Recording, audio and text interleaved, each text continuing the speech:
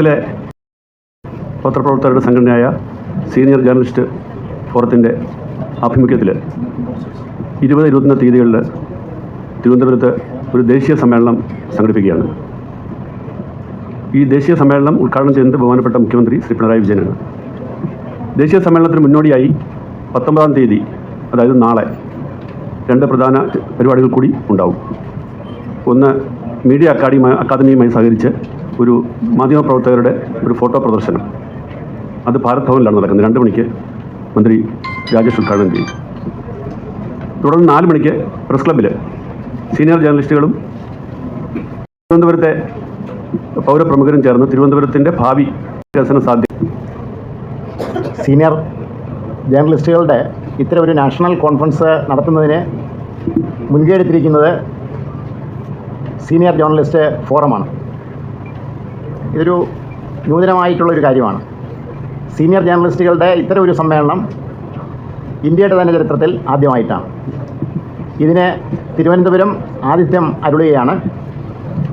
ഒപ്പം കേരള മീഡിയ അക്കാദമിയും എല്ലാവിധ സഹകരണങ്ങളും ഈ കാര്യത്തിൽ നൽകുന്നുണ്ട്. നാളെ ഇതിൻ്റെ തന്നെ ഭാഗമായിട്ട് നടത്തുന്ന ഫോട്ടോ എക്സിബിഷൻ വ്യത്യസ്തയുള്ളതാണ്. നമ്മുടെ ഫോട്ടോ ജേർണലിസ്റ്റുകളുടെ ചിത്രങ്ങളോടൊപ്പം ഇതൊരു ബിഗ് സല്യൂട്ട് കൂടിയാക്കി മാറ്റുകയാണ്. അത് മറ്റൊന്നുമല്ല, ഗാസയിൽ 2003 ശേഷം ഇതുവരെ 271 മാധ്യമപ്രവർത്തകരാണ് രക്തസാക്ഷികളായിരിക്കുന്നത്. ഈ ഭൂമുഖം ഉണ്ടായതിനു ശേഷം ഇതാദ്യമായിട്ടാണ് ഒരു ചുരുങ്ങിയ പ്രദേശത്ത് ഇത്രയധികം മാധ്യമപ്രവർത്തകർ കൊല്ലപ്പെടുന്നത്. ഇവർക്ക് ഒരു ബിഗ് സല്യൂട്ട് നൽകുന്ന എക്സിബിഷനായിരിക്കും നാളെ ഭാരത് ഭവനിൽ നടത്തുന്നത്. കൊല്ലപ്പെട്ട മാധ്യമപ്രവർത്തകരുടെ ചിത്രങ്ങൾക്കൊപ്പം അവർ പകർത്തിയ ചിത്രങ്ങൾ കൂടി ഈ എക്സിബിഷനിൽ ഉണ്ടാകും. നമുക്ക് മാധ്യമപ്രവർത്തകരായിട്ടുള്ള നമുക്ക് ഇവർക്ക് ആദരവ് നൽകുന്നതിന് വേണ്ടിയിട്ടുള്ള ഒരു സന്ദർഭം കൂടിയാണിത്. ഇത് സമ്മേളനത്തിൻ്റെ തന്നെ ഭാഗമായിട്ട് നമ്മൾ നടത്തുമ്പോൾ ഇന്ത്യയിലെ ജേർണലിസ്റ്റുകളുടെ ഒരു ഐക്യദാർഢ്യ പ്രഖ്യാപനവും കൂടിയായിട്ട് ഇത് മാറുമെന്നാണ് കരുതുന്നത്. ഇന്ത്യയിൽ ആദ്യമായിട്ടാണ് ദേശീയ തലത്തിൽ മുതിർന്ന മാധ്യമപ്രവർത്തകർ ഒത്തുകൂടുന്നത്. 21 സംസ്ഥാനങ്ങളിൽ നിന്നായിട്ട് 250-ലധികം പ്രതിനിധികൾ 2 ദിവസം ഇവിടെ നടക്കുന്ന സമ്മേളനത്തിൽ പങ്കെടുക്കുന്നുണ്ട്. കഴിഞ്ഞ 4 വർഷമായി കേരള സീനിയർ ജേർണലിസ്റ്റ് ഫോറം 4 വർഷമായി ആലോചിച്ച് ചർച്ച ചെയ്ത് ഇന്ത്യയുടെ പല ഭാഗങ്ങളിലും സഞ്ചരിച്ച് അതിനുള്ള ഒരുക്കങ്ങൾ നടത്തിയിരുന്നു.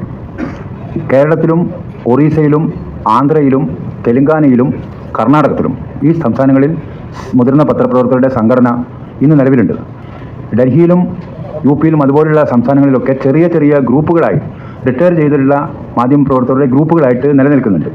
അവരെല്ലാം ഏകോപിപ്പിച്ചുകൊണ്ട് സ്വതന്ത്രമായ ഒരു സംഘടന നിലവിൽ വരുത്താൻ വേണ്ടി രൂപീകരിക്കാൻ വേണ്ടിയിട്ടുള്ള ഒരു പരിശ്രമമാണ് ഞങ്ങൾ നടത്തുന്നത്.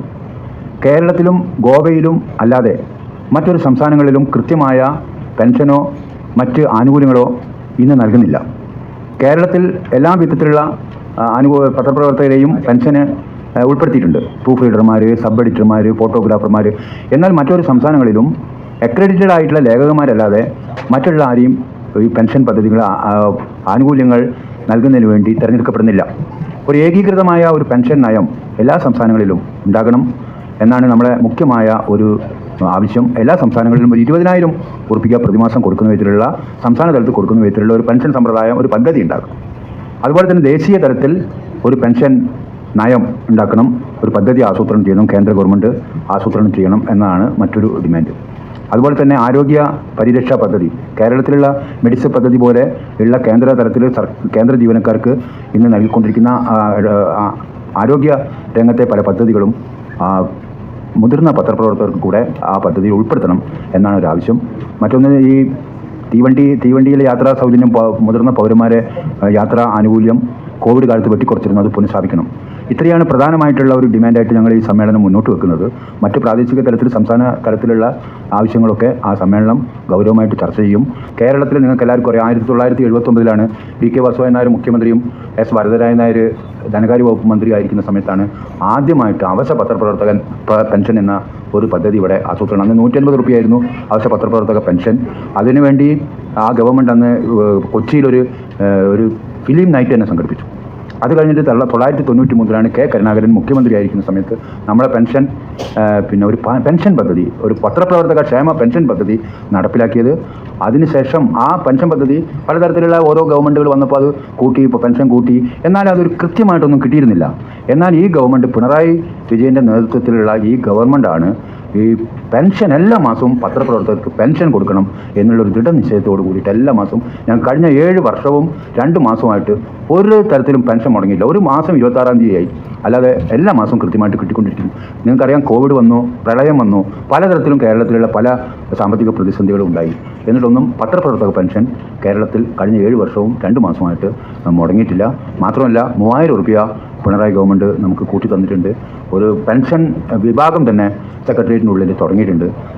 കേരളത്തിലെ ഈ മുഖ്യമന്ത്രി പിണറായി വിജയൻ മുതിർന്ന പത്രപ്രവർത്തകരോട്, മാധ്യമപ്രവർത്തകരോട് അങ്ങേയറ്റത്തെ അനുകൂലമായിട്ടുള്ള ഒരു നിലപാടാണ് സ്വീകരിക്കുന്നതെന്ന് ഇത്തരത്തിൽ ആദരപൂർവ്വം പറഞ്ഞുകൊള്ളുന്നുണ്ട്. നിങ്ങൾ റെസ്പോൺസിബിൾ സിറ്റിയായി തിരുവനന്തപുരത്തെ ഡെവലപ്പ് ചെയ്യുക. നിങ്ങൾക്കെല്ലാം അറിയാവുന്നതുപോലെ തിരുവനന്തപുരം നഗരത്തിൽ ഒട്ടേറെ നിക്ഷേപങ്ങൾ അടുത്ത വർഷങ്ങളിൽ വരികയാണ്. പക്ഷേ അതേസമയം ഒട്ടേറെ പ്രശ്നങ്ങളുണ്ട്. അടിസ്ഥാന പ്രശ്നങ്ങൾ വളരെയേറെയുണ്ട്. ഇൻഫ്രാസ്ട്രക്ചർ ഫെസിലിറ്റീസിൻ്റെ കുറവുകളുണ്ട്, കണക്ടിവിറ്റിയുടെ പ്രശ്നങ്ങളുണ്ട്. അപ്പോൾ ഇതിനെയൊക്കെ കുറിച്ച് വിദഗ്ധരുമായി പൗരപ്രമുഖരുമായി ചേർന്ന് ഒരു ചർച്ച നടത്തുകയാണ് 4 മണിക്ക്. ഇതിനുശേഷമാണ് പ്രധാന പരിപാടികൾ 20-21 തീയതികളിൽ ഈ ദേശീയ തലത്തിലുള്ള മാധ്യമപ്രവർത്തകർ, സീനിയർ മാധ്യമപ്രവർത്തകർ പങ്കെടുക്കുന്ന സമ്മേളനം. അത് 20-ാം തീയതി 4 മണിക്ക് മുഖ്യമന്ത്രി ഉദ്ഘാടനം ചെയ്യും.